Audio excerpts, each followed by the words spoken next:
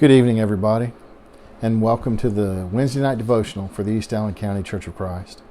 I want to start off this evening by giving a disclaimer. This is my first attempt at doing the video portions by myself.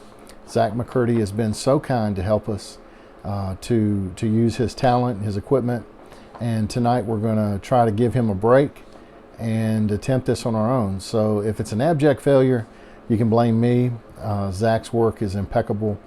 He does a lot with a little, and we appreciate him very, very much for all that he's done to help us so far. I want to start off with a question tonight, and that is, what is life apart from God? What is it? Has it got any substance? Has it got anything we want? There's a lyric from a song that I'll never forget, and it's kind of stuck with me. I don't even remember the title of the song or the whole song itself. But the lyric is something like this. It says, "The world has everything I want, but absolutely nothing that I need." And so as we talk about the value of God in our lives, one of the things we need to remember is that we need God. We need Him. He doesn't need us. He loves us. We should love Him. But in all reality, we need Him. And we do an awful lot to push Him away. We take Him out of our government. We take Him out of our schools. We take Him out of our social networks. We take Him out of our lives. And then we wonder why things are the way they are. If you look on the news and it breaks your heart, or if you look around you in your community and you see things that are hard to see, that's not God's fault. It's man's fault for walking away from God. And so what we're going to do tonight is just talk a little bit about the value of staying close to God. It would be important to note to begin with that it is possible to be happy without God. And I'm not saying that that's a good thing. I'm simply saying that there are many people who are not Christians who are very happy with their life. They feel content. They feel fulfilled.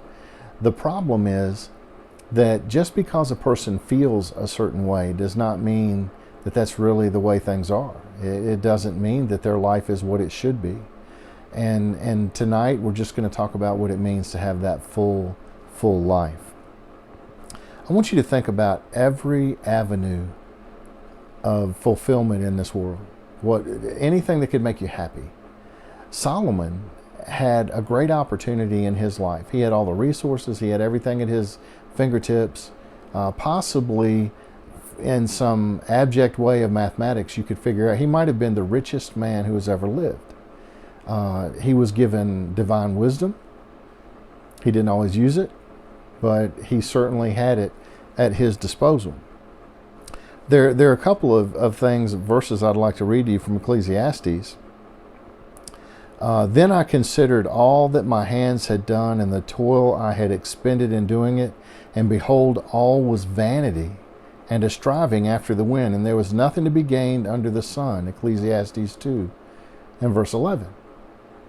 So in retrospect, after having invested himself in many ways that he shouldn't have, Solomon realizes that all that he did is worthless. Now, you would think he must have expended a great deal of wealth. He had to have invested his time and his life into a lot of this, and it turns out that it was fruitless. To go on a little bit further, the end of the matter, all has been heard. Fear God and keep His commandments, for this is the whole duty of man. For God will bring every deed into judgment with every secret thing, whether good or evil. Ecclesiastes 12, verses 13 and 14. God's going to weigh everything. Whether or not we will submit our lives to God is a question to be answered, and our life is answering that question.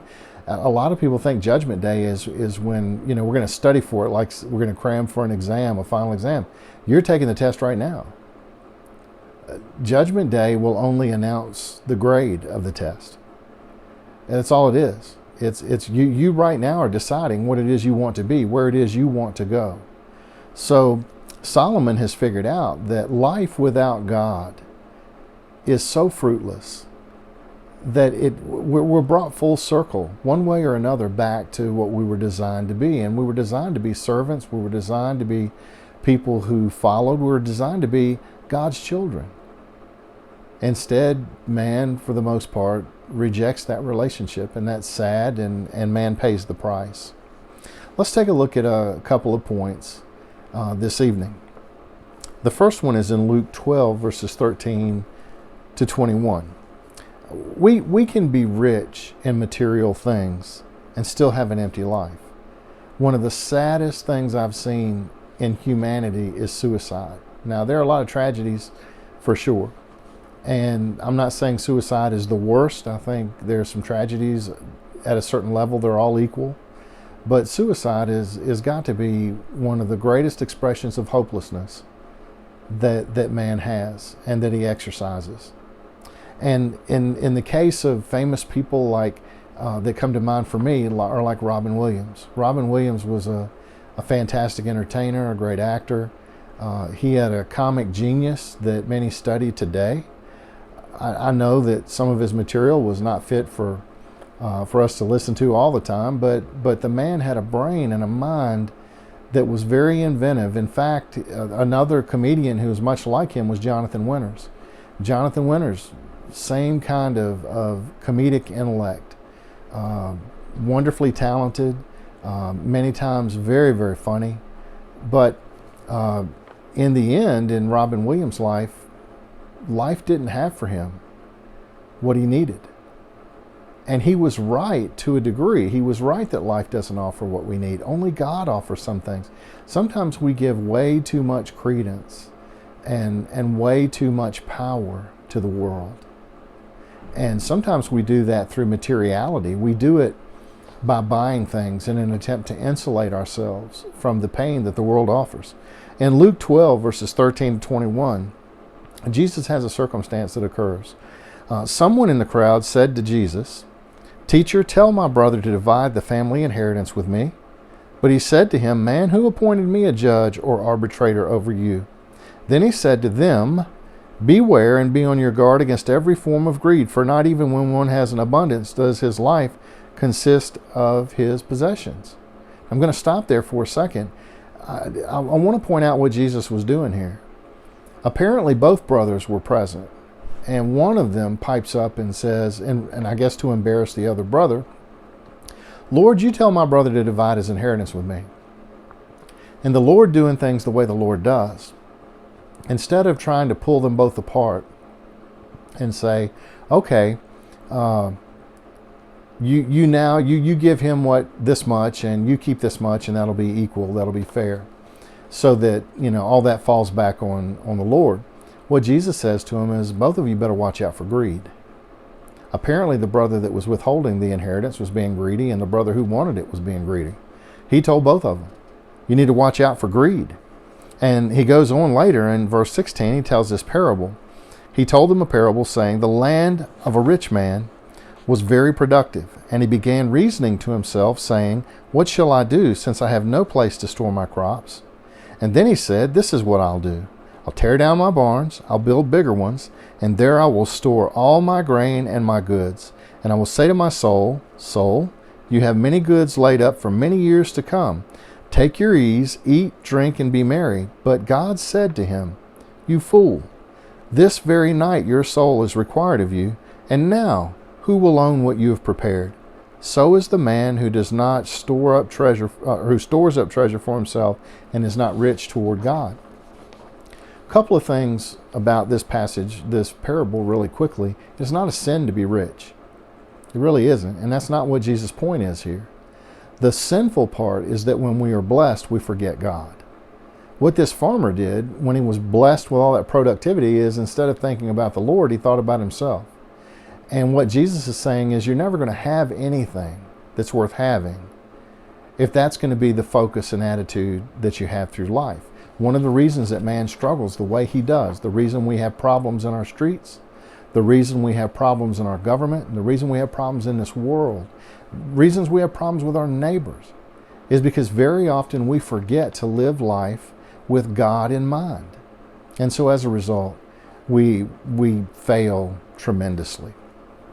Another passage is in 1 Corinthians 15 and verse 58.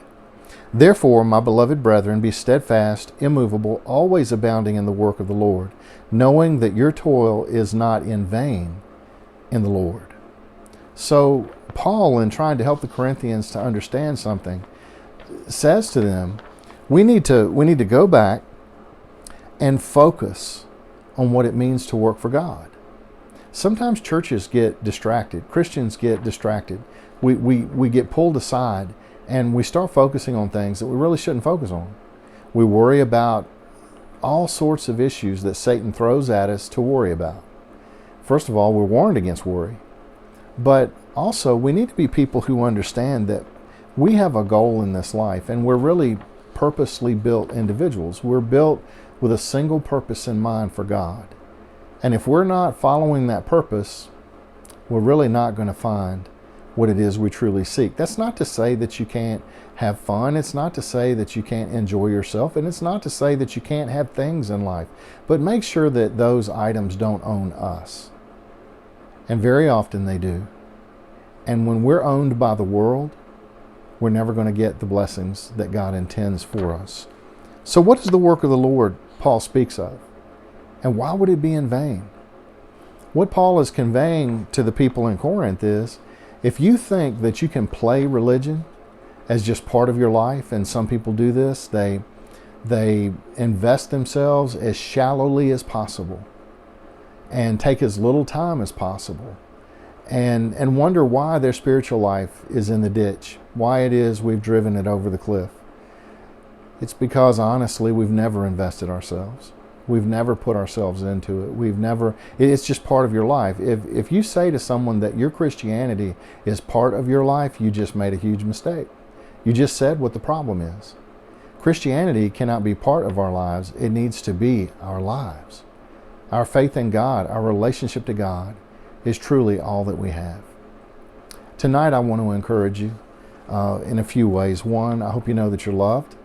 And if you're seeing this from afar and you've not been able to worship with us, I hope you know that you're missed, and we do care about you. And if you have needs, we want to help you with those. If you're a member of our congregation and you've not been able to worship, we miss you tremendously and love you and are praying for a day when the world will get back to normal.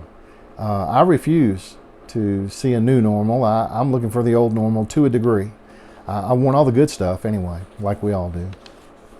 I hope you'll have a good week, and I do hope and pray that if you have any questions about Christianity, about the Church of Christ, or about us here at East Allen, I hope that you'll call us, you'll contact us in some way, you'll let us know. I hope you have a wonderful week, and I hope that you'll find yourself focusing on God's will for your life.